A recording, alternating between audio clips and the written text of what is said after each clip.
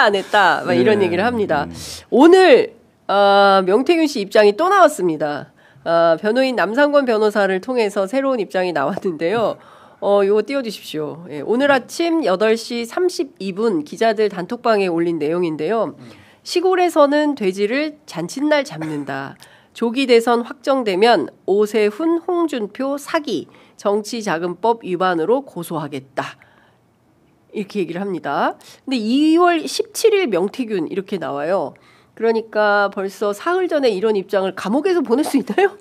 어떻게 봐야 됩니까? 감옥에서 저런 입장 카톡 안 되지 않습니까? 휴대폰은 가지고 있을 수 있는데요. 네. 휴대폰을 가지고 있을 수 있어요? 감옥에서? 예, 안 됩니다. 네. 구속돼 있기 때문에 안 되겠네요. 네, 구속돼 있어요. 네. 네. 지금 재판 받고 있어서 안 되겠네요. 네. 그럼 저거를 대신 올려주는 거 대신 누가 올려줬겠죠. 네. 그러니까 남상권 변호사가 듣고 날짜를 저렇게 기록을 한 건데 저 날짜도 좀 이해가 안 가네요. 왜냐하면 근데 17일 날 명태균 씨가 17일이 월요일인데 전날 재판이 있었어요. 예. 그래서 아마 재판에서 변호인이 만나서 들은 얘기를 전날짜로 기록을 해놓은 게 아닌가라는 생각이 좀 드는데 시골에서는 돼지를 잔칫날에 잡는다. 이거 무슨 말일까요? 어떻게 해석하십니까? 돼지가 의미하는 바 큰. 그러니까요. 저도 그걸 물어보려고 계속 전화하는데 남 변호사님 전화 안 받으셔가지고 예, 그 확인을 못했습니다. 돼지가 뭘 상징할까요?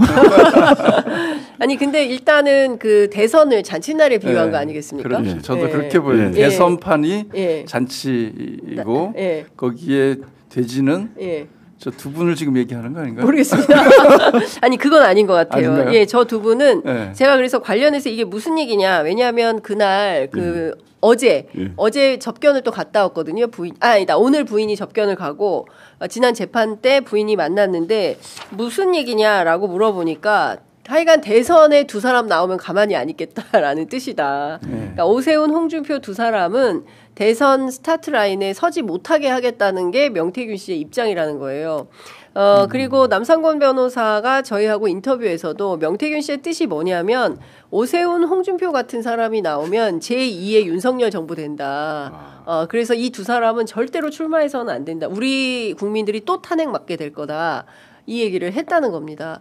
그러니까 지난번에 이제 관련된 영상 저희가 보긴 했었는데 두 사람에 대해서는 하여간 명태균 스스로 내가 정리하겠다 이렇게 나서는 것 같아요. 민주당에서도 명태균 관련된 녹음 파일이나 관련 증거를 상당히 많이 수집 또는 이제 증거를 확보하고 있는 걸로 알고 있는데요. 앞으로 더 공개될 자료가 있습니까? 뭐 아무래도 더 나오게 되겠죠. 예. 이게 순차적으로 화수분 같아요. 화수분. 그러니까 멈추지 않고 명태균 관련된 기록은 계속 나오는 것 같다라는 생각이 좀 듭니다. 저는 한 가지 그 의문이 그러면 도대체 명태균은 뭘 원하는가? 홍준표, 오세훈 정말 국민의힘으로 보면 중요한 대선 후보가 될 가능성이 있는 저 둘을 잡으면 그럼 도대체 명태균이 기대하는 이 국민의힘의 대선 후보를 누구를 만들려고 저러는 걸까? 저 그림이 뭔가가 역으로 요즘 전 좀 의문이 들더라고요. 칠불사를 지목해야 됩니다. 제가 보기에는 칠불사를 지목해야 된다라는 거죠. 명태균 씨가 이제 저런 SNS도 내고 우리 정치꾼 얘기도 하고 그렇게 하고 있지만 저희는 가장 중요한 것은 그 증거라고 봅니다. 명태균 씨가 정말 그 USB 그다음에 황금폰 이런 걸 통해서 그 증거는 사실일 거거든요. 그 증거를 명확히 수사해서 밝히는 게 제일 중요하다고 보고요. 명태균 씨가 원하는 것이 여러 가지 있을 수 있겠지만 기본적으로 저희는 그 증거를 통해서 증거가 뭘 가리키는지 그걸 수사를 할 수 있도록 해야 되고 그걸 밝히는 것만이 정말 그 내일 안에 마지막 퍼즐을 맞추는 거다. 그렇습니다. 명태균 씨는 김영선 전 의원하고 환상의 커플이었던 것 같아요. 초반에. 그래서 실제로 김영선 의원을 육선으로 만들어서 국회의장을 시키겠다라는 뜻이 실제로 있었다는 거고 관련 내용은 저희가 강혜경 씨 인터뷰를 통해서 이제 증언을 들은 바 있기도 합니다. 그러니까 김영선 의원도 내가 5선이고 이번에 창원 의창에서 6선을 해서 여성 최초 국회의장을 해야 되는데 김건희 씨가 느닷없이 전화를 해가지고 당신 장관이나 공기업사장 시켜줄 테니까 의창에서 빠져. 그리고 그 자리에 뼛속까지 창원이라고 주장하는 김상민 검사 내 새끼를 박을 테니까 이 사람을 지원 도와줘. 근데 이게 맥락이 좀 그 얘기를 하잖아요. 홍장원 차장한테도 윤석열이 전화를 해서 인원이면 인원, 뭐 예산이면 예산 다 지원할 테니까 방첩사를 도와줘. 이렇게 얘기를 하는 거잖아요. 그러니까 이 사람들의 어떤 이게 컨셉인가 싶은 생각도 좀 드네요.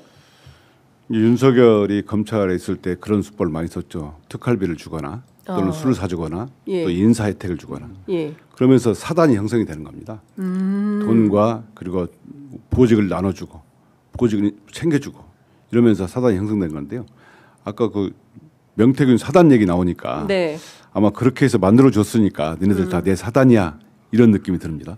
그러니까 대의 명분보다 이익을 거래하는데 굉장히 능숙한 것 같아요. 이익을 거래하는데. 그런데 정치는 대의 명분을 가지고 해야 된다. 저희는 그렇게 생각하는데 그렇죠. 이 명태균 씨나 김건희, 윤석열 이런 분들의 정치하는 방식은 철저한 거래와 이익 관계를 중심으로 이렇게 움직여지고 있는 것이 아닌가. 그래서 우리 정치를 정말 너무나 역으로 후퇴시키는 그런 위험한 또 인물들이다 이런 생각을 또 동시에 합니다.